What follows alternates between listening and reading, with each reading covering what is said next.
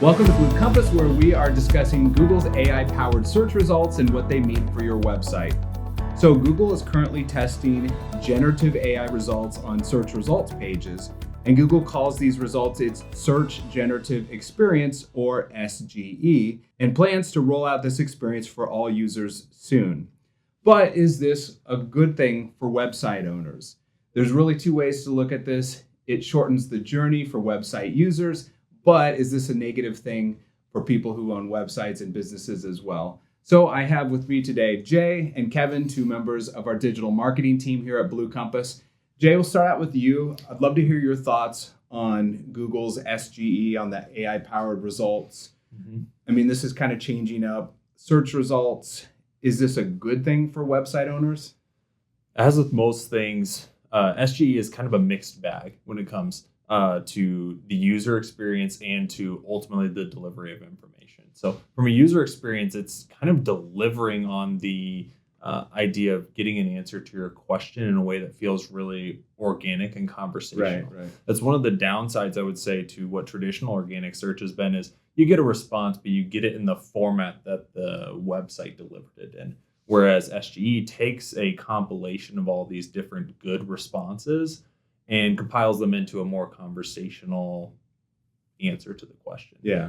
Therein lies the downside, though, is that it is a compilation of multiple concepts, and it is favoring, in some ways, the conversational nature of the answer as opposed to the accuracy or the cohesiveness of the answer in some ways. Yeah. So here's an example of Google's just traditional rich snippets that they've done for the last decade or so.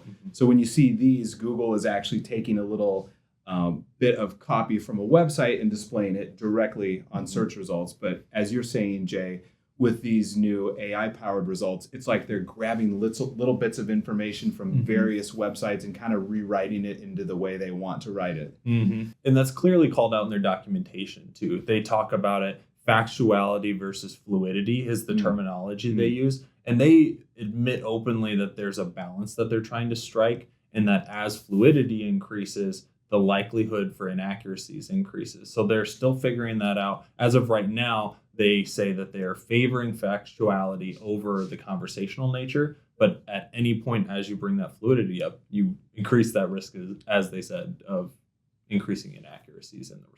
Yeah. I think one of the, again, like you mentioned, one of the biggest benefits to AI-generated results is the user experience. Their goal is to provide answers to their questions in a very presentable, easy to digest way.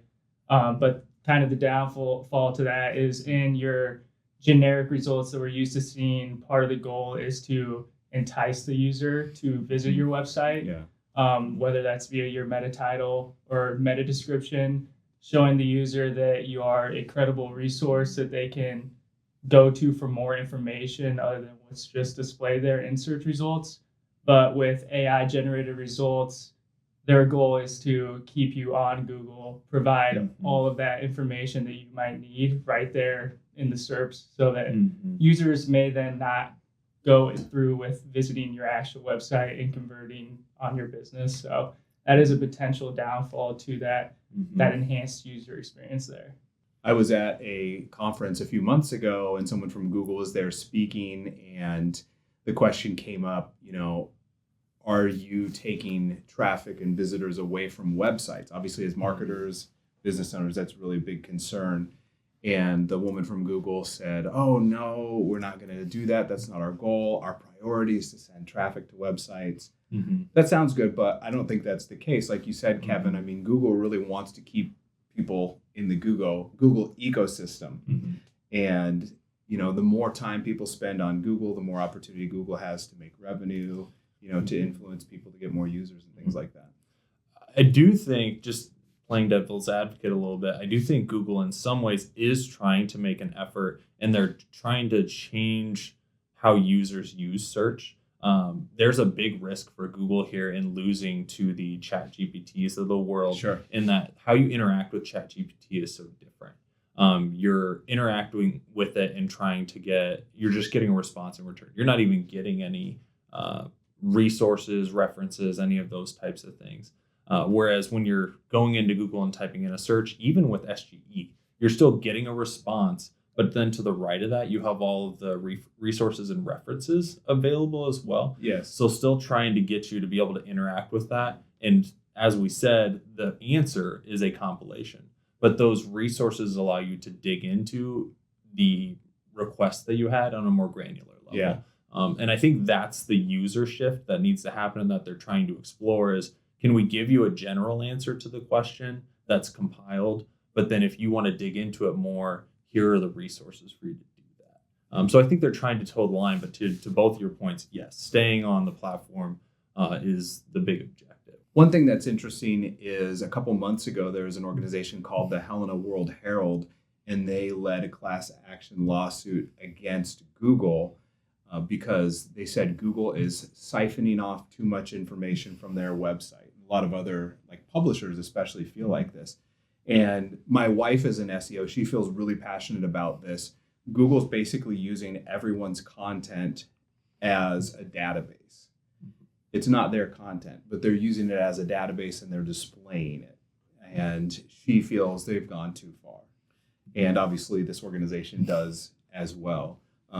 So yeah, to your point, Kevin, it's interesting to see them pull more and more information that's technically not theirs onto their platform. And so I think a lot of organizations are feeling that's a little troubling. And I think as marketers, we would agree that that can be negative. But at the same time, realistically, if your website can show up in Google SGE, then that could be an opportunity for you because someone could see you as an authority. They could click and hopefully go back to your website. Mm-hmm. I do feel like, to your point, though, about has Google gone too far, it does feel like it pushes over that precipice of quid pro quo, where there was a huge fight when Google first went out or was first launched with publishers about, well, you're scraping our content, you're pulling it, but Google's response was, we're giving you free traffic to your site by you allowing us to crawl and index your content. Yeah. And that could be a significant help to your business. SGE isn't that necessarily, to your point. It's not 100% designed to drive more traffic to your sites to answer the question without necessarily having to push you there. And the publishers are not getting as much in return. So I do feel like we're reaching that point. Do we need to move to a YouTube type format where there's a amount of times your information's accessed, there's some type of monetary transaction that happens there. But it does feel like we're in a weird place with that. Yeah. Any tips for businesses with their websites? Anything that we can do to prepare our websites? Because right now, these AI-powered results are kind of in beta. You can opt in to them, but most people don't see them. And probably in the not too distant future here, they'll be rolled out to the public. Any tips for website owners? Yeah, so a few things they can do. Start off by kind of thinking about how the user is going to be searching for your business and the services and products that you offer. So start thinking about keyword research. You want to kind of find the happy medium of where we're including basic terms that the general public are likely going to be using in their search queries, but we're not going overboard where we're stuffing the content with too many queries. When we do that, it's going to sound not as personable, maybe a little awkward. It's going to be kind of hard to read. So we still want to satisfy the user while also satisfying Google in that sense, where we have a good amount of keywords that are going to be used more often than others. And then going along with that, think about what synonyms you can add to the page, because that's just going to give yourself and even more chances to show up for different search queries. So if you're a financial company and you're using financial advisor on your page, you can also add financial planner, financial consultant. Those are just a few examples of things you can do. Another big tip we have is use large amounts of original copy.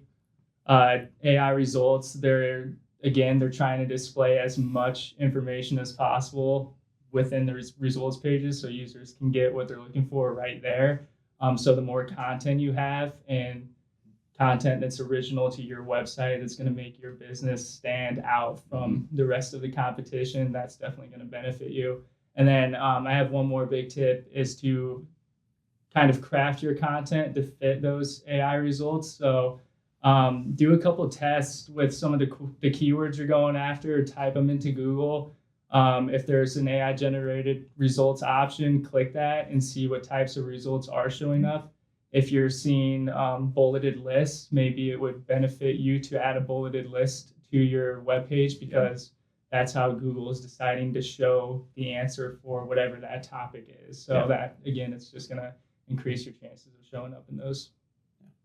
Yeah, and I think a lot of that is stuff we've been preaching for a long time. Mm-hmm. Really have robust content, be really intentional about keyword research, kind of treating SGE as kind of like the way we've treated featured snippets of make sure you're following the format of how SGE is traditionally showing. The one thing I would add to that is I think a hack or a new frontier that SGE presents is the advent of follow-up questions. So with an SGE, you have your initial query, obviously, but it creates this opportunity for very conversational follow-up questions that keep the context of your initial search that you were looking for. So start thinking about that when you're writing content. Not just what keywords am I going after? What is somebody directly going to type into search that is going to potentially populate my page? But what follow-up questions are they going to have? If you're a financial advisor, for example, they might be looking for financial advisors near me, but then what are the follow-up questions? What should I be thinking about, or what should I be looking for in a financial advisor? What makes a reputable financial advisor? What certifications do you need as a financial advisor? Those are all types of questions that you could start to add or implement into your content that maybe wouldn't have yielded the same level of result before, but now because of those follow-up questions, you have a new ability to show up, maybe not for the first term, but for a second or third follow-up question.